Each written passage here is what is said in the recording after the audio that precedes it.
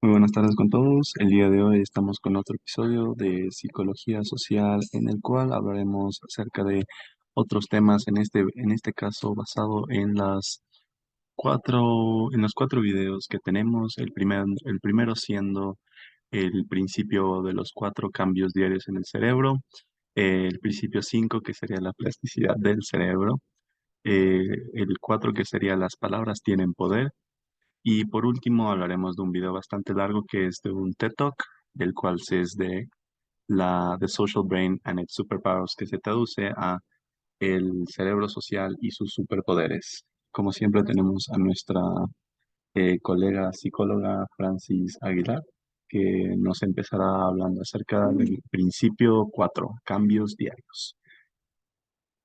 Muy buenas tardes. Sí, sobre los principios cuatro diarios, lo más importante que debemos saber es que el cerebro es un sistema completo y que cambia constantemente dependiendo de la experiencia de la persona, y esto son cambios moleculares, siendo simultáneamente paralelos.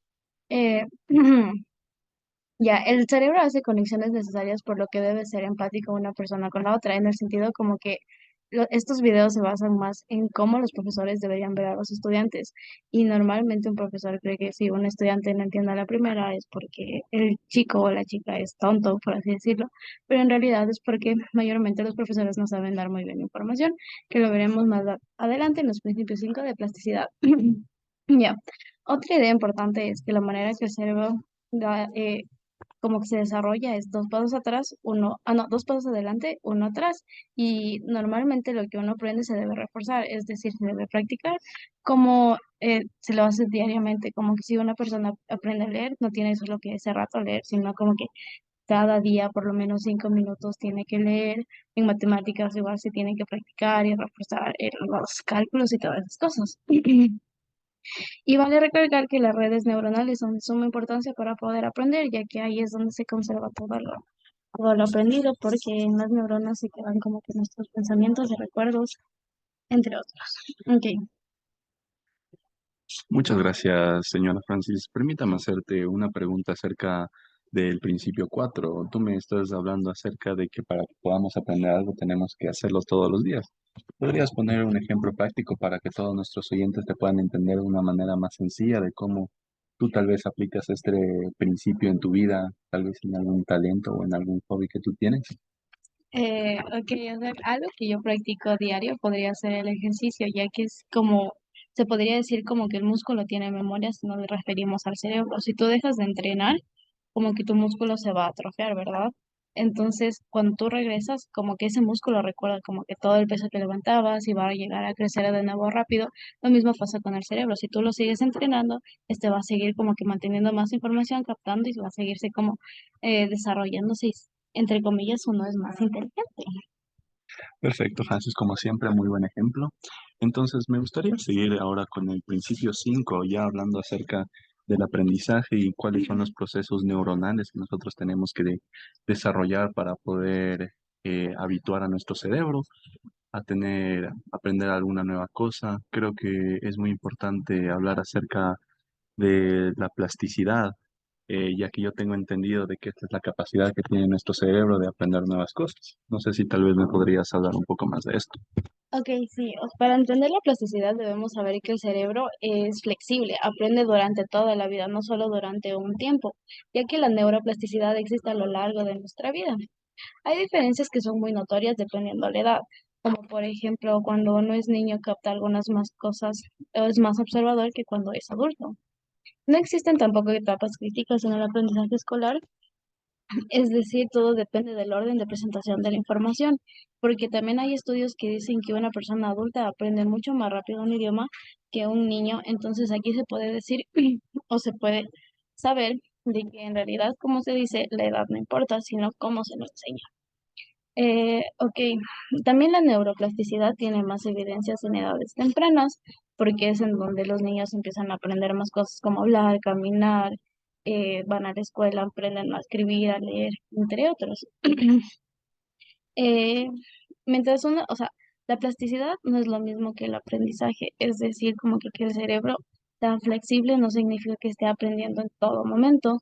Y esta, como se lo dijo al inicio, existe toda la vida. cada, todo el tiempo las personas estamos aprendiendo de nuestros errores, de lo que hacemos un día, de lo que comemos con la gente que nos juntamos, qué hacemos, entre otros. Y también, como había dicho, los videos se basan más como que para los profesores en entender a los estudiantes. Y algo que me gustó mucho de este video fue que dice que se debe aceptar, es decir, los profesores deben aceptar que generan vacíos en los estudiantes por no enseñar con una presentación, un orden de presentación la información, y que no deberían culpar a los estudiantes por esto, porque de cierta forma ellos son los que aprenden gracias a los profesores. Y también me faltaron dos puntos muy importantes, que es importante que la edad en el orden de los pasos presentados, y esto es basado en experiencias propias, así una persona aprende más, y de igual forma creer que los estudiantes se puedan entender o emprender algún tema, que el aprendizaje sea fluido o no, no solo se basa en la herencia, sino también en la experiencia y en las ganas que tenga una persona de aprender. Listo, entonces hablando acerca de profesores, teniendo en cuenta de los excelentes profesores docentes que tenemos en la Universidad San Francisco de Quito y la manera a veces un poco ortodoxa que tienen de enseñarnos, ¿tú me podrías hablar acerca de cómo es que estas palabras, cómo es que estos métodos de enseñanza que tienen nuestros profesores en la universidad se relacionan con el poder de la palabra? Ok, como creo que es algo en que gente de nuestra edad sabría, es que lo que tú dices a una persona puede afectarle ya sea buena o positiva o negativamente. Como por ejemplo, si a una persona le dices que está muy gorda, tú no sabes el daño que le estás haciendo, o puedes cambiarle para bien para que esa persona empiece a hacer ejercicio, o le dices que está muy flaca, de igual forma no sabes cómo estás, como que dándole a entender, ya. Y se cree que igual que todo el poder está en la palabra más que en otra cosa, eh, ya que estas pueden edificar o destruir a una persona, que es lo que dije anteriormente. Entonces, uno también tiene que aprender a asumir sus consecuencias cuando dice algo, porque es algo muy, muy duro lo que uno dice, por eso tiene que ser consciente, al igual que, pero, perdón, en el video habla más sobre la parte religiosa y de la Biblia, en donde dice que Pablo y Santiago y ciertos versículos y todo eso confirman todo lo que yo he dicho, que las palabras son algo muy fuerte y que se debería pensar como que antes de hablar, y eso es lo que a todos nos dicen cuando somos niños y adultos, porque no sabemos cómo afectamos a alguien, y creería yo que en esta sociedad deberían aplicar más eso, porque muchas personas tienen problemas psicológicos como depresión, THC, bueno, problemas alimenticios, entre esas cosas, por la sociedad y todo lo que nos dicen. Entonces, creo que eso debería ser una práctica que todos deberíamos tener en casa. Y bueno, Francis, como es característico de nuestro podcast, ya sabes que aquí me gusta ahondar un poco más en la personalidad de nuestros invitados. Entonces, me gustaría preguntarte, Francis, ¿en algún momento de tu vida tú crees que has herido a una persona con tus palabras?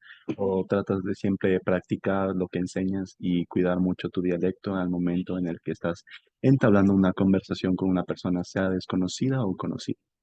La verdad, según yo, no he lastimado a alguien porque sí soy muy consciente mayormente de lo que digo, pero tal vez algún momento lo hice sin saber porque la persona no me lo dijo, pero podría decir que a mí mucha gente me ha lastimado con lo que dice, entonces por eso también como que una parte de mí trata de pensarlo y no decir cosas que no cree que son apropiadas, o que si a mí me lastimaría que me digan mejor no lo hago. Bueno, y si lo has hecho, que Dios los castigue.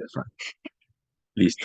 Entonces, ahora vamos a dar segmento a las preguntas que nos trae nuestra invitada, que le puede hacer me puede hacer a mí, que soy la persona que está dirigiendo el podcast en este momento. Entonces, cuéntame, Fran, cuál es tu pregunta acerca del último video? En realidad, que a veces yo tengo algunas preguntas porque como yo sé más como que lo de las prácticas y lo de la palabra de saber, no tenía tan bien entendido lo que era la neurociencia en la sociedad y todo ese tipo de cosas. Y había escuchado que en este podcast íbamos a hablar sobre eso y que tú sabías sobre el tema. Entonces quisiera que me hagas entender a mí y a la audiencia que nos escucha sobre eso. Sí, claro, Francis, estaría más que encantado de ayudarle a una experta como tú a entender un poco más acerca de lo que es el poder del cerebro social y los superpoderes que tiene. Entonces, para empezar con esto, deberíamos obviamente mencionar el video en el cual se basa este podcast que se llama The Social Brain and Its Superpowers, que se traduce a el cerebro social y sus superpoderes. Este fue un TED Talk que realizó el científico y psicólogo Matthew Lieberman, en el cual él básicamente argumenta que todos tenemos superpoderes. Uno de los primeros ejemplos que este propone en su charla es el de Erwin y Gloria, que son una pareja que vivieron casi toda su vida juntos, tuvieron la oportunidad de vivir el sueño americano, hasta que su esposo fue llamado a la milicia. En este tiempo, la esposa decidió acompañarla y después de que se terminó la Segunda Guerra Mundial, ellos regresaron y criaron su familia. Tuvieron mucho éxito en todos sus ámbitos laborales y crearon un negocio que después fue bastante fructífero. Pero después de algunos años, el esposo de Gloria, Erwin, murió de cáncer, lastimosamente, y después de esto, pues Matthew Lieberman nos cuenta que Gloria nunca fue la misma. Su personalidad pasó de ser feliz, alegre, amistosa, a ser un poco más reservada en todo lo que está haciendo. Hasta enojona se la podía caracterizar en ciertos momentos. Y pues todo esto fue a base de que su amado esposo había muerto. Entonces aquí Matthew nos revela finalmente de que esta persona Gloria, de la que tanto habla, pues es su abuela y que por eso él conoce tan a fondo este caso.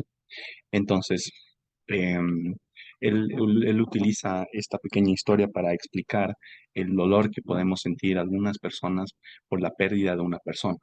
Y entonces aquí él empieza a mencionar que si tal vez yo te pido a ti, Francis, que me describas cuál ha sido el dolor más grande que has tenido en tu vida, probablemente no me dirás una vez que me rompí el dedo, una vez que me caí, nada de eso. Usualmente siempre me vas a mencionar que el dolor más grande que has tenido en tu vida fue cuando eh, alguno de tus familiares murió, o algún perro que tú has tenido, algún desamor que tú hayas tenido, pues esos son realmente los dolores más grandes que nosotros tenemos en nuestra vida, no necesariamente los dolores físicos, sino los dolores mentales.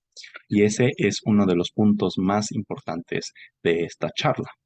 Eh, ¿Es acaso el dolor social más que una construcción social o una metáfora?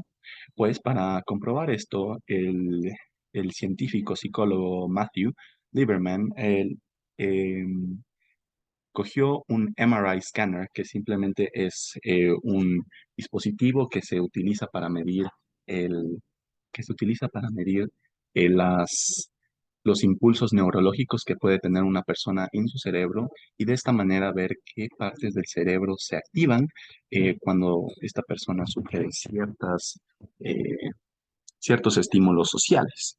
Entonces, básicamente lo que hacía es que tuvo dos grupos y cada uno de estos grupos les dio una pelota. Ambos grupos obviamente conectados al MRI scanner, les daban la pelota y de repente lo que le pidió el científico Lieberman a uno de los grupos es que ya no les pase la pelota al otro grupo. Entonces, en este sentido, uno creía que, bueno, le dejan de pasar la pelota y se acabó el experimento. Pero no, lo que él descubrió es que, es que en las personas que ya no recibían la pelota del otro grupo, los mismos sectores de cerebro que registraban dolor físico estaban igualmente activos cuando se les excluía del juego. Esto es una prueba que nos da el científico para demostrar que el dolor mental, el dolor psicológico es igualmente impactante que el dolor psicológico y el dolor físico son iguales. Em, eh, Después de esto nos da una prueba más, y es que la famosa pastilla Tylenol que usualmente se utiliza para aliviar los dolores de cabeza, de la misma manera se puede utilizar para aliviar los dolores del corazón. Hablando metafóricamente, los dolores de los desamores, los dolores cuando una persona te falla o hasta los dolores de cuando una persona muy allegada a ti muere, se puede igualmente utilizar esta pastilla para Igualmente se puede utilizar esta pastilla para alivianar ese dolor. Entonces, consecuentemente, nos dice que nosotros los mamíferos nacemos incompletos y sobrevivimos gracias a que tenemos una persona que nos quiere tanto que le hace sentir un dolor emocional gigante el no tenernos cerca.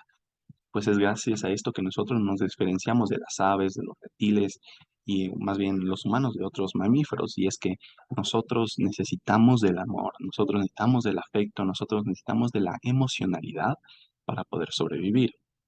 Eh, entonces, podemos decir que el dolor social es nuestra kriptonita. Puedes tener la mejor idea del mundo, pero si no puedes conocer a otras personas y socializar con otras personas, es muy probable que puedas hacer algo con esta gran idea. Aquí damos paso a otro ejemplo que nos pone. Es el ejemplo de piedra, papel y tijeras. Eh, Nos explica que en muchos casos los resultados no son aleatorios. Usualmente los hombres que les gusta parecer varoniles, masculinos, en los primeros turnos usualmente siempre sacan ropa, ¿ok? Después de esto, nos habla acerca de otro científico social, psicólogo social llamado Cooper, que ganó el torneo mundial de piedra, papel o tijeras y lo hizo simplemente tratando de leer los movimientos que tenían las otras personas. De esta manera, Cooper hizo creer a los oponentes lo que él quería que ellos crean. De esta manera él se dejó crecer una barba, trató de ir al gimnasio por un tiempo o quería parecer muy masculino para que casi siempre sus oponentes crean que lo primero que iba a sacar es piedra y de esta manera él ganaba. El hecho de que nosotros podemos predecir lo que otros van a hacer es realmente un poder. Nuestra habilidad de pensar socialmente es tan esencial para nuestra supervivencia que nuestra evolución nos dio un sistema cerebral separado solo para este tipo de pensamiento. Tenemos estos dos sistemas que utilizamos para tomar decisiones sociales. La evolución ha decidido que la mejor cosa que podemos hacer en cualquier momento rápido es estar listo para ver el mundo desde un punto de vista social. Entonces, si nosotros queremos tomar alguna decisión, si nosotros vamos a dar algún examen, si nosotros queremos acercarnos a algún grupo de personas, lo primero que hace nuestro cerebro siempre es tratar de acoplarnos a la situación social y tratar de sobrevivir lo más rápido posible. ¿Ok? Entonces, si el dolor social nos mantiene cerca de los que queremos y nuestras capacidades de leer mentes, por así decirlo, nos mantiene viviendo bien con todos, ¿cuál es nuestra debilidad? No apreciar qué tan importante la socialidad es en nuestra vida. ¿Ok? Estar en un ambiente más social siempre nos hará más feliz. Usualmente en las clases nos enseñan que ser sociables es malo, si es que estás hablando mucho con tus compañeros que llaman la atención y todo ese tipo de cosas. Pero de hecho existen muchos estudios en los cuales nos dicen que los estudiantes aprenden mejor cuando están estudiando para tratar de enseñar a otra persona. Otro estudio, por ejemplo, demuestra que un gran líder no solo se hace por estar capacitado en su respectiva área, sino en tener capacidades de socializar muy buenas. Nuestras habilidades sociales son un multiplicador para para todas nuestras otras habilidades analíticas. La verdad con esto me quedó un poco más claro y estoy de acuerdo con algunas cosas que dijiste, como lo de la socialización, porque mm, yo siento que es algo muy importante en sí para crecer igual como persona, porque somos más empáticos y entendemos más como que no estamos en una burbuja entre nosotros mismos y aprendemos sobre varias cosas. Entonces, eso, y muchísimas gracias Mario por toda la información dada. Y creo que con esto terminaríamos el podcast de hoy. Efectivamente, señora Francis Aguilar, le agradezco mucho por su participación y por siempre darnos todo su conocimiento. Ya sabemos que usted es un especialista en todos estos temas y pues siempre es un placer tenerla aquí. Muchísimas gracias. Muchísimas gracias.